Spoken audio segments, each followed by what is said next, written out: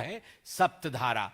अब सप्तधारा के पश्चात मैं कंक्लूड करता हूं, एक आपको लगेगा कि छोटा सा विषय है मगर बहुत बड़ा विषय है। यूपीआई के 10 वर्ष पूर्ण हुए। यूपीआई के 10 वर्ष पूर्ण हुए। यूनियन बजट 17-18 का मैं पी चिदम्बरम जी का जवाब जो उन्होंने उस डिस्कशन के दौरान बजट में रखा था उसके कुछ एक्सर्प्ट्स पढ़ता हूं। I will read out some excerpts of the former Finance Minister of India, Mr. P. Chidambaram, while UPI was being discussed on the floor of the Parliament. Thus said Mr. Chidambaram, and I quote, "Go to your village fair, buy potatoes and tomatoes, and pay rupees 7.50 by credit card. What will the poor lady do? Does she have a POS machine there? Is it connected to an electricity source? Is there Wi-Fi there? Is the internet working there? Do you know that every village had got a village fair? In my part of the country, the village fair takes place in turns. Monday in one village, Tuesday in the next village, Wednesday in another village, in all over India. That is where you bring your produce and sell vegetables, fruits, baskets, toys, plastic, etc. You bring it and sell it. Do you think all of them should have a POS machine in their hand? What kind of a false picture are you presenting? Don't ever try to defend demonetization. I know that it is too big a blunder. The consequences of UPI would be felt. It will have an impact on the economy. आप सोच के देखिए, P Chidambaram जी ने कहा था, क्या वो अम्मा जो गांव में, गांव की हाट में, बिहार और यूपी में कहते हैं ना हटिया में जो आलू बेच रही है अम्मा, वो जो हटिया में छोटा छोटा खिलौना बेच रही है, वो क्या पीओएस मशीन लेके बैठेगी? वो कैसे पैसे देगी यूपीआई में? यही ना कहा था चिदम्बरम जी। मगर आज हम गर्व के साथ कह सकते हैं, मैं यूपीआई का कुछ डाटा पढ़ूंगा और ये चिदम्बरम जी के लिए है। राहुल गांधी जी को समझ में नहीं आएगा, चिदम्बरम जी समझा देंगे राहुल जी को बाद में। आज यूपीआई ने 10 साल पूर्ण किए हैं। It has become the world's largest real time payment system. ये भारत की शक्ति है। जो मैंने आपको आज सप्तधारा के विषय में बताया, आपको लग रहा होगा कि ये सब कहीं स्वप्न तो नहीं, ये स्वप्न नहीं है, ये लक्ष्य है। और ये आज मैं यूपीआई के विषय में बता रहा हूं क्योंकि 10 वर्ष पहले जब मोदी जी ने इसी यूपीआई के विषय में बताया था तो कांग्रेस ने मखौल उड़ाया था। मैं आज उस मुखौटे को, उस मखौल को उतार रहा हूं कि देख कहां हम पहुंचे हैं। World's largest real time payment system. Transaction volume UPI का क्या है आज, कितना बड़ा है? 13,000 फोल्ड टाइम्स। आप सोच सकते हैं, 13,000 fold surge in the transaction volume of UPI. 2016-17 में आरंभ हुआ यूपीआई। ये 2016-17 में कितना ट्रांजैक्शन हुआ? 1.78 करोड़ रुपए का ट्रांजैक्शन हुआ यूपीआई के माध्यम से।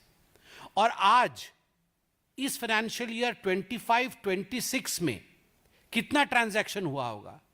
24,162 करोड़।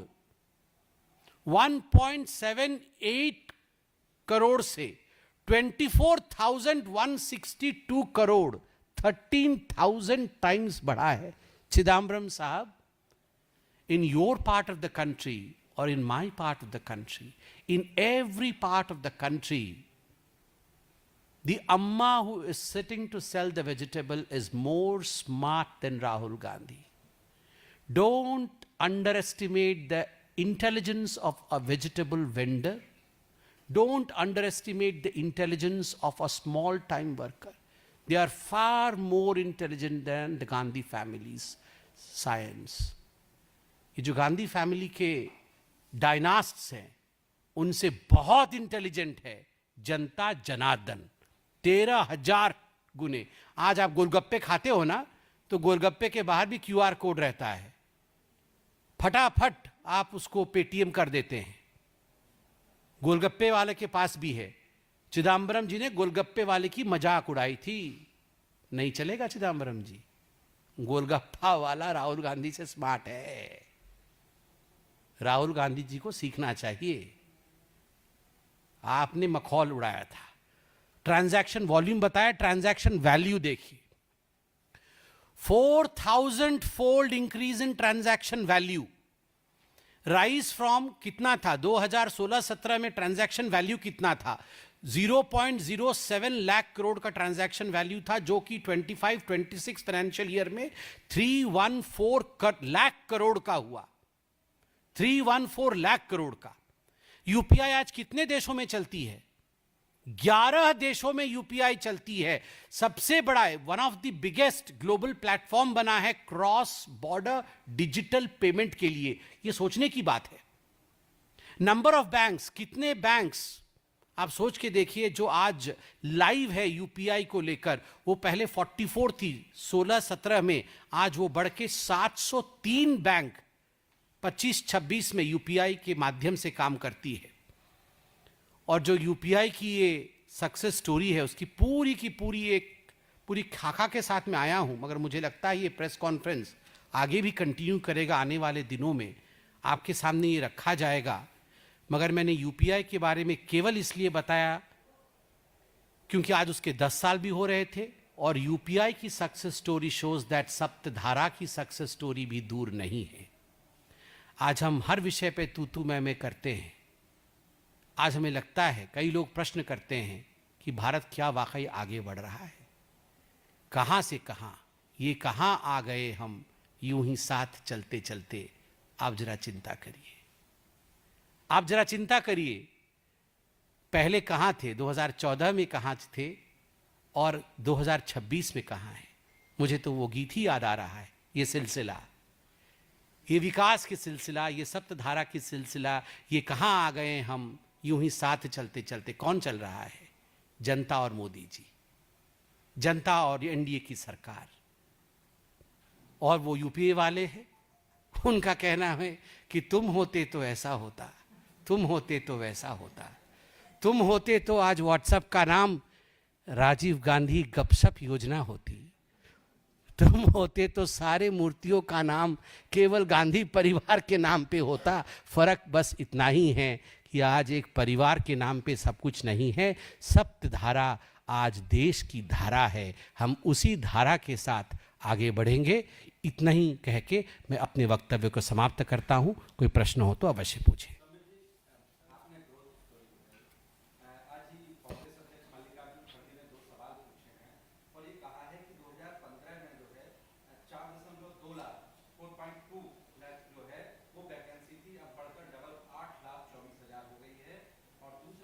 किस चीज की वैकेंसी?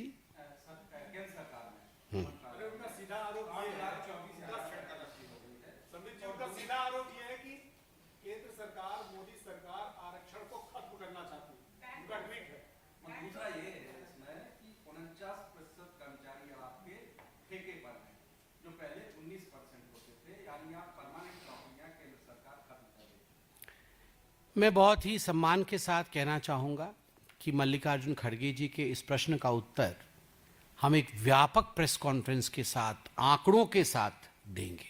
क्योंकि आज मैं जानता हूँ कि आज मैं अगर किसी और विषय पे कमेंट किया तो सप्तधारा हट करके उस धारा की तरफ चली जाएगी। नहीं, हाँ, वो फिर अलग धारा, राजनीतिक धारा बन जाएगी। इसलिए आज का विषय सप्तधारा है और मल्लिकार्जुन खड़गे जी का अधिकार है लोकतंत्र में प्रश्न पूछे।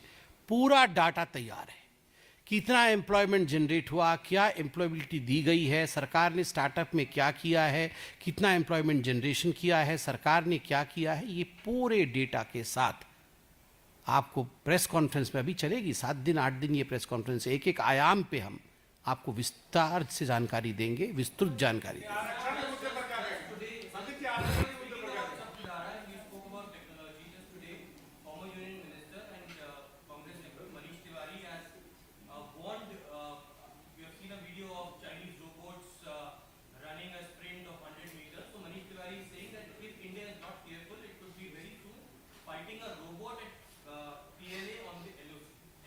The first, we have to fight the Congress mindset at the LOC and at the international borders also. Because they are the ones who, in fact, are the prop-ups of our enemies. They are the ones who spread misinformation. They are the ones who were found inside the Chinese tent when the Doklam standoff was taking place. They were the ones who were discouraging Indian army when Indian army and the Chinese army were hand on hand. And in fact, the words used by Rahul Gandhi, I remember, were, "Maar dala hamare army ko." Such were the discouraging words of Mr. Rahul Gandhi. They were the ones who were prop-ups because when the surgical strike and the air strike took place, they in fact stood with the opposite side. They commented upon India and they wanted evidence. And recently, during Operation Sindoor, unfortunately, we became the only country to have a discussion on the floor of the parliament whether the Indian army did well or not, despite having all the evidences of destroying innumerable bases in Pakistan. Such is our opposition, such is Rahul Gandhi, that first the robot called as Rahul Gandhi, the robot of China called as Rahul Gandhi, we need to fight his mindset democratically.